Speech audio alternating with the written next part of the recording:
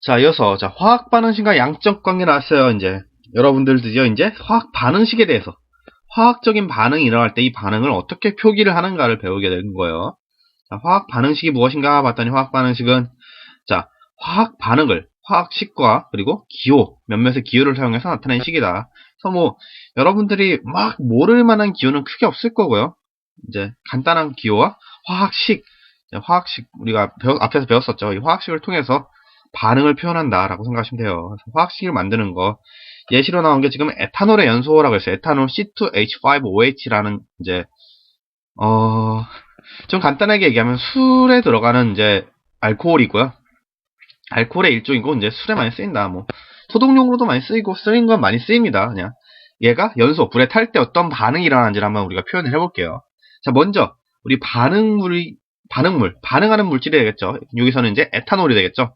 에탄올과 그리고 그걸 반응을 통해서 생성되는 물질, 얘네들을 이제 화학식으로 우리가 알아야겠죠. 그래서 반응물 에탄올을 지금 화학식으로 표현한 거 C2H5OH가 되겠고요. 그리고 O2 지금 에탄올의 연소를 하기 위해서는 산소와 결합을 해야 되기 때문에 산소도 반응물에 들어간다는 거예요. 그래서 에탄올과 산소가 반응물이 되고 생성물은 이 연소를 통해서 CO2 이산화탄소와 물이 생성이 된다. 이제 대부분의 유기물들은 연소 시에 이산화탄소와 물이 생성이 됩니다. 그래서 반응물과 생성물을 우리가 화학식으로 나타낸 다음에 두 번째, 이 반응물은 반응물끼리 플러스를 연결해서 왼쪽에 쓰고 생성물은 또 생성물들끼리 이제 플러스를 연결해서 오른쪽에 써줍니다. 즉, 지금 화살표를 기준으로 얘기를 하는 거죠. 그냥 되게 직관적이죠? 자, 이 물질 더하기 이 물질을 했더니 화살표 변화가 됐는데 어떻게 변화가 됐다? CO2와 물로 변화가 됐다. 이 얘기를 하는 거니까 이게 직관적으로 쓰는 거예요. 그죠? 그래서 왼쪽엔 반응물, 오른쪽엔 생성물, 그리고 화살표 왼쪽에서 오른쪽으로 이렇게 그려주시면 돼요. 자, 그런 다음에 그럼 에탄올 몇 개, 산소 몇 개가 반응해서 이산화탄소가 몇 개 발생을 하고 H2, 물이 몇 개 발생을 하는지 우리가 아직까지는 모르죠.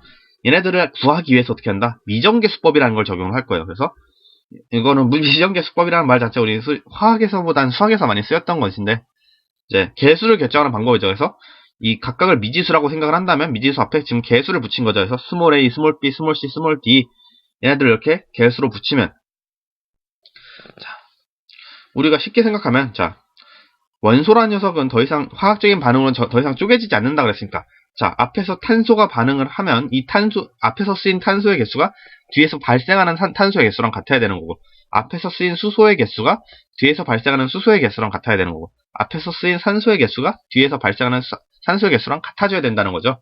얘네들을 우리가 일일이 만들어 이제 수일치를 시키는 거죠. 개수의 일치를 시키는 거예요. 그래서 자, 지금 이제 반응물에서 탄소가 들어있는 녀석은 에탄올밖에 없으니까 에탄올의 탄소의 개수를 세주면 2에다가 앞에 개수가 A니까 2A가 되는 거고요. 마찬가지로 CO2에서의 지금 생성물에서도 탄소가 CO2에 밖에 없으니까 이산화탄소에서의 탄소의 개수는 앞에 개수가 C에 탄소 하나니까 그냥 C라고 써준 거죠. 그래서 탄소끼리의 숫자가 같다. 그래서 2A equal C라는 식을 세웠고요.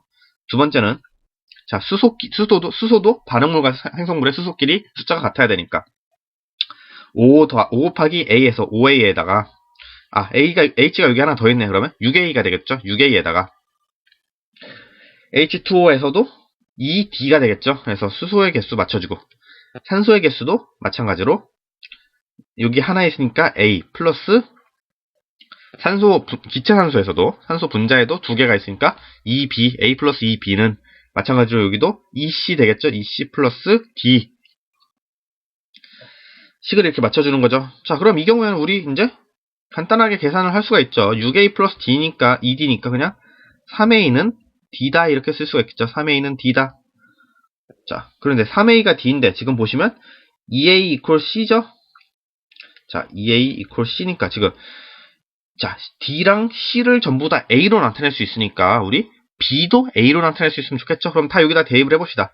A 그대로 쓰 A 플러스 2B는 2C 대신에 C 대신에 2A 쓸 수 있겠네요. C에 2A 플러스 D 대신에 3A 쓰면 되겠죠. 3A 이렇게 쓰면 되겠네요.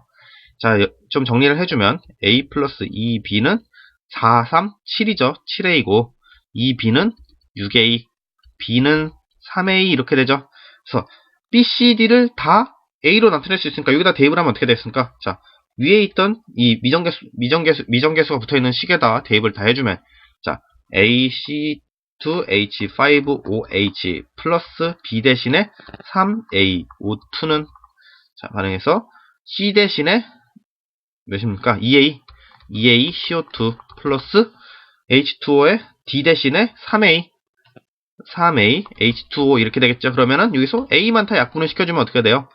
자, 개수가 다 나오게 되는 거죠. 그래서 이런 식으로 계속해서 A 없어지고 1이 되고 3A 대신에 A 들어가고 2A에서 A 없애주고 2 쓰고 3A에서 A 쓰고 해서 자, 다음과 같이 개수를 써주면 이제 1차적으로 이제 화학 반응식이 완성이 되는 거죠. 물론 개수에서 1은 생략한다. 뭐 수학이나 화학이나 이건 마찬가지입니다. 자, 근데 여기서 무조건 완성이라 이게 완성이라 하진 않고요. 자, 뒤에 가서 어떻게 한다? 자, 물질의 상태 및 부수적 표기를 해준다. 그래서 만약에 그 물질이 생성물이든 반응물이든 상관없이 어떤 물질이 고체 상태이면 우리 고체 영어로 솔리드라고 그러죠. 솔리드에서 S 붙여주고요. 스몰 s로 씁니다. 그리고 액체 상태이면 그냥 리퀴드, 액체는 리퀴드라고 그러죠. 그래서 스몰 L 써주고요. 자, 기체 상태일 때 기체는 가스라고 하니까 그래서 G 붙여주면 됩니다. 만약에 얘가 물에 녹은 수용액 상태다 하면은 자, 수용액은 aqueous solution, 물에 녹은 용액 상태다라는 뜻이니까 여기서 앞에 두 글자만 써서 AQ 써주게 되면 됩니다. 지금 같은 경우에는 자, 에탄올은 그냥 액체 상태고요. 산소는 우리 기체 상태인 거 알죠? 그래서 G 써주고요. 이산화탄소도 기체인 거 알고 자, 물도 액체 상태니까 그냥 L 이렇게 써줘서 완성을 한다.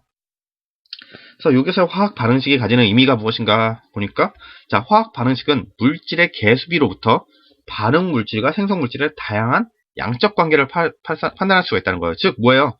지금 이거 에탄올 한 분자에 물이 물이란다. 죄송합니다.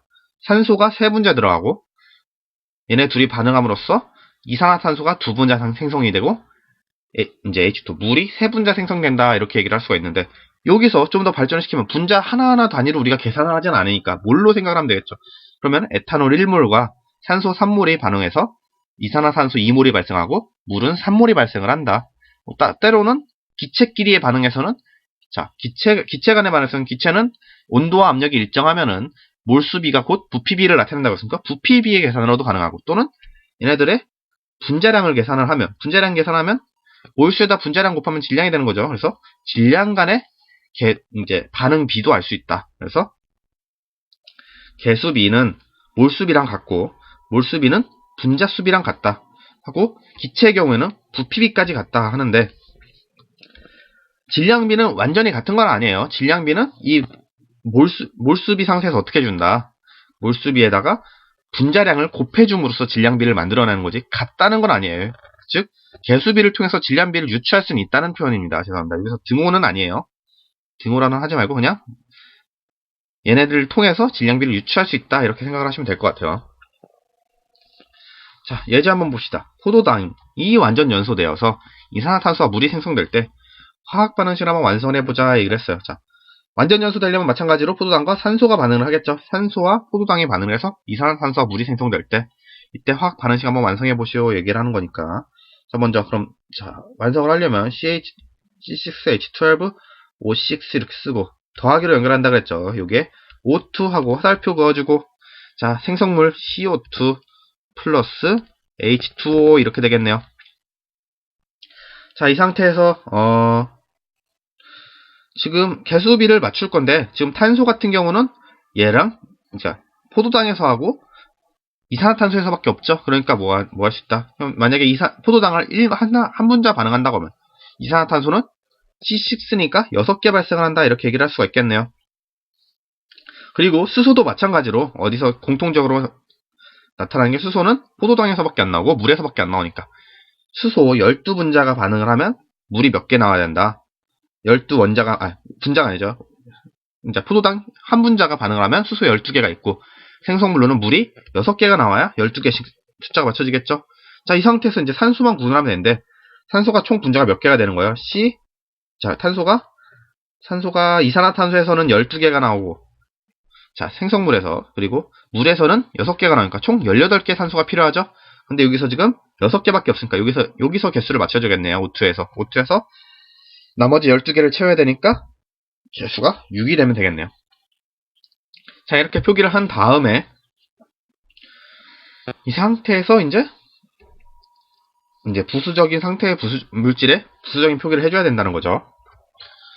자, 일단 포도당 같은 경우는 이제 상온에서 고체 상태로 존재를 할 거고요. 뭐 연소한다니까 고체 상태로 쓸게요. 그래서 내가 일반적으로 보는 건 수용액 상태지만 여기서는 고체다. 그래서 S 표기하면 되겠고요. O2는 당연히 산소는 기체죠. 뭐 CO2도 마찬가지로 기체인 거 알고 있고, 자, H2O는 이제 액체 상태다. 이렇게 표현을 해주면 화학 반응식이 완성된다. 얘기를 할 수가 있겠네요.